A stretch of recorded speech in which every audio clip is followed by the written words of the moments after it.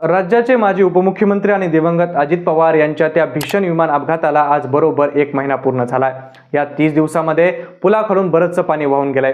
राजकीय समीकरणं बदलली, पण या दुर्घटनेभोवती असलेलं संशयाचं वलय मात्र अजूनही कायम आहे। या संपूर्ण प्रकरणात सुरुवातीपासूनच सर्वात आक्रमक आणि संशयाची सुई टोकावर ठेवून भूमिका मांडली ती म्हणजे आमदार रोहित पवारांनी। आमदार रोहित पवारांनी केवळ मुंबई नाही तर थेट दिल्लीत जाऊन पत्रकार परिषदेचा धडाकाच लावला आणि एकच खळबळजनक दावा केला की हा केवळ अपघात नसून हा पूर्वनियोजित घातपात असू शकतो। या दाव्यामुळे कायदेशीर बळ देण्यासाठी त्यांनी मनीन्स लाईन्स पासून ते थेट बारामती तालुक्यातील पोलीस स्टेशन पर्यंत चक्रा मारल्या आणि एकच मागणी केली की या संपूर्ण प्रकरणाचा तपास पूर्णपणे निष्पक्ष व्हावा आणि रीतसर FIR यामध्ये नोंदवला जावा। पण दोन्ही ठिकाणच्या पोलीस प्रशासनाने हा गुन्हा नोंदवून घेण्यास स्पष्ट नकार दिला। मग या लोकप्रतिनिधींनी इतके गंभीर आरोप करूनही थेट राज्याच्या गृहमंत्र्याची या प्रकरणात भेट घेऊनही FIR होत नाही। मग ही FIR नेमकी कुठे अडकली आहे? पोलीस ADRच्या तांत्रिक चौकशीतच का ठाम आहेत? आणि सर्वात महत्त्वाचं म्हणजे कायद्याच्या अशा कोणत्या चौकटी आहेत की ज्यामध्ये हा तपास एका विशिष्ट टप्प्यावर येऊन थांबलाय? या सर्व प्रश्नांची उत्तरं आजच्या व्हिडिओच्या माध्यमातून आपण पाहणार आहोत। आमदार रोहित पवारांचा मुख्य आक्षेप हा केवळ अपघातावर नाही तर तो DGCAच्या एका विशिष्ट अहवालावर देखील आधारित आहे।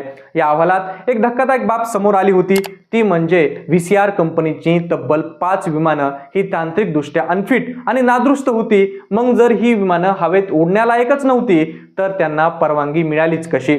हाच मुळात कळीचा मुद्दा आहे, ज्याला रोहित पवार यांनी ग्रॉस नेग्लिजन्स म्हणजे प्रशासनाचा टोकाचा निष्काळजीपणा म्हणत त्यांनी आरोप केला आहे। या हलगर्जीपणामुळेच ही दुर्घटना घडली आणि म्हणूनच DGCA आणि संबंधित विमान कंपनीला ग्राउंड हँडल्सवर थेट फौजदारी गुन्हा नोंद व्हायला हवा ही मागणी घेऊन त्यांनी मुंबईच्या मरीन लाईन्स पोलीस स्टेशनमध्ये 0 FIRचा पर्याय देखील समोर ठेवला। कायद्यानुसार एखादा गंभीर गुन्हा घडला असेल तर हद्दीचा विचार न करता कोणत्याही पोलीस स्टेशनमध्ये प्राथमिक तक्रार नोंदवता येते, जिलाच 0 FIR म्हणतात। पण धक्कादायक बाब म्हणजे तिथेही या तक्रारीला नकार देण्यात आला। यानंतर बारामतीच्या त्या गोजूबावीच्या माळरानावर जिथे हे विमान कोसळलं होतं ते भौगोलिकदृष्ट्या हे ठिकाण बारामती पोलीस स्टेशनच्या हद्दीमध्ये येतं। तिथं तासनतास चर्चा झाली, पोलिसांनी कायदेशीर खल झाला, पण तिथूनही रिकाम्या हातानेच रोहित पवारांना परतावं लागलं। इतकंच काय तर या प्रकरणामध्ये थेट राज्याचे गृहमंत्री देवेंद्र फडणवीस यांची देखील भेट घेऊनही कायदेशीर गुंतागुंतीमुळे FIRचा रस्ता अद्याप मोकळा झालेला नाहीये। मग जर तक्रारदार इतका आक्रमक आहे आणि पुरावे समोर आहेत तरी देखील यंत्रणा FIR नोंदायला तयार का होत नाहीये? इथे आपल्याला एक अत्यंत महत्त्वाची आणि तांत्रिक बाब समजून घ्यावी लागेल। बारामती तालुका पोलीस स्टेशनमध्ये सध्या या प्रकरणाची घटनेची एक ADR म्हणजेच आकस्मिक मृत्यू म्हणून नोंद करण्यात आली आहे। आता अनेकांच्या मनात प्रश्न असा आहे की हा ADR म्हणजे काय? तर जर कायद्याच्या भाषेत सांगायचं झालं तर एखाद्या व्यक्तीचा मृत्यू हा नैसर्गिक नसून तो अपघाती किंवा संशयास्पद असतो। त्या क्षणी तिथे एखादा गुन्हा घडल्याचा थेट पुरावा समोर येत नसतो, तेव्हा तिथे CRPच्या 174 कलमाच्या अंतर्गत ADR नोंदवला जातो। ही केवळ पोलीस दप्तरातील एक प्राथमिक नोंद असते। तिथे मग रस्ते अपघातात असो की रेल्वे दुर्घटनेत असो की पाण्यात बुडून मेलेला असो, अशा ठिकाणी या सर्व घटनांमध्ये तिथं साधी ADRची नोंदवला जातो। या प्रक्रियेत मृतदेहाचे पोस्टमॉर्टम केलं जातं, घटनास्थळाचा पंचनामा होतो आणि प्राथमिक चौकशी केली जाते। जर प्राथमिक चौकशीत पोलिसांना काही ठोस गुन्हेगारी कृत्य आढळलं तरच त्याचं रूपांतर FIR मध्ये होतं। आता या संपूर्ण प्रकरणात पुढचं पाऊल उचललं गेलंय ते म्हणजे या ADRच्या तपासाची धुरा थेट CID कडे सोपवण्यात आली आहे। CIDने या संदर्भात वेगाने हालचाली सुरू केल्या असून 26 फेब्रुवारीला पुण्यात झालेल्या पत्रकार परिषदेत CIDचे अपर महासंचालक सुनील रामानंद यांनी तपासाची दिशा स्पष्ट केली आहे। त्यांनी सांगितलं, हा केवळ अपघात आहे की यामागे कोणता घातपात दडला आहे याचा शोध घेणं हाच आमच्या चौकशीचा मुख्य हेतू आहे।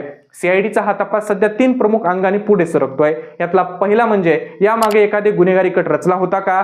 त्यासोबत दुसरा म्हणजे यामध्ये कुणी जाणीवपूर्वक केलेला मोठा निष्काळजीपणा समोर आला होता का? यासोबत तिसरा म्हणजे इतर कोणत्याही प्रकारचे गुन्हेगारी कृत्य यामध्ये घडले आहे का? या तिन्ही गोष्टीचा तांत्रिक आणि कायदेशीर अभ्यास सध्या युद्धपातळीवर सुरू आहे असं देखील त्यांनी सांगितलं।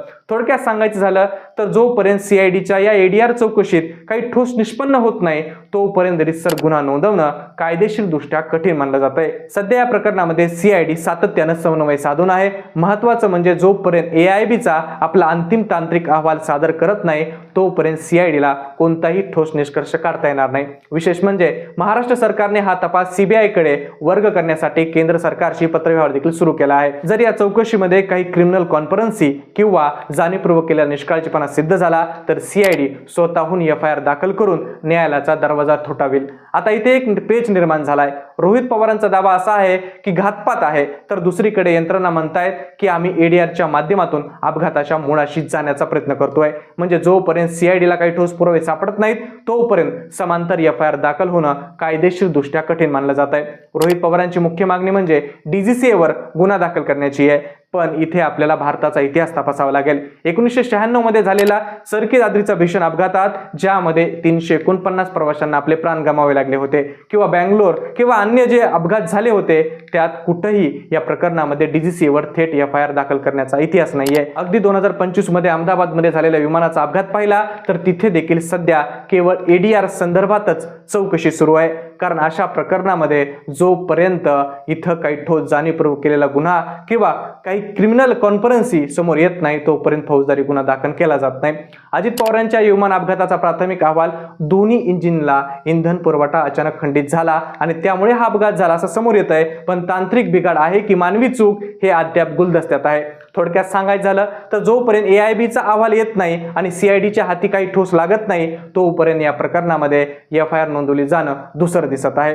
ही केवळ एक तांत्रिक प्रक्रिया नाही तर यामागे विमान अपघातांच्या तपासाचा एक प्रदीर्घ कायदेशीर परंपरा आहे, जिथे पुराव्याशिवाय गुन्ह्याची नोंद केली जात नाही, पोलीस स्टेशनमध्ये एफआयआर दाखल केली जात नाही। याचा अर्थ असा मुळीच नाही की कायदेशीर मार्ग बंद झालेत। आमदार रोहित पवारांकडे अद्याप एक तांत्रिक आणि कायदेशीर मार्ग शिल्लक आहे, तो म्हणजे प्रायव्हेट कंप्लेंट। जर पोलीस प्रशासनाकडून गुन्हा नोंद करून घेतला जात नसेल तर थेट त्यांना बारामतीच्या न्यायालयामध्ये धाव घेऊ शकतात। शेवटी या संपूर्ण प्रकरणाचं भवितव्य आता दोन गोष्टी अवलंबून आहे। पहिली म्हणजे एआयबीचा तो तांत्रिक अहवाल आणि दुसरी म्हणजे या अहवालावर सीआयडीची येणारी भूमिका। या तपासानंतरच हे स्पष्ट होईल की अजित पवारांच्या या विमान अपघाताची नोंद अहमदाबाद प्रकरणासारखे केवळ एडीआर म्हणूनच राहील की याचं रूपांतर एका मोठ्या फौजदारी गुन्ह्यामध्ये होईल। रोहित पवारांनी लावलेला हा तगादा आणि सीआयडीचा सुरू असलेला तपास याबद्दल तुमचं काय मत आहे? तुम्हाला काय वाटतं? हा केवळ एक दुर्दैवी अपघात होता की यामागे खरोखरच काहीतरी षड्यंत्र दडलंय? तुमच्या प्रतिक्रिया आम्हाला कमेंट बॉक्समध्ये नक्की कळवा आणि अशाच माहितीपूर्ण व्हिडिओसाठी आपल्या जनता महाराष्ट्र या YouTube चॅनल नक्की सबस्क्राईब करा। धन्यवाद।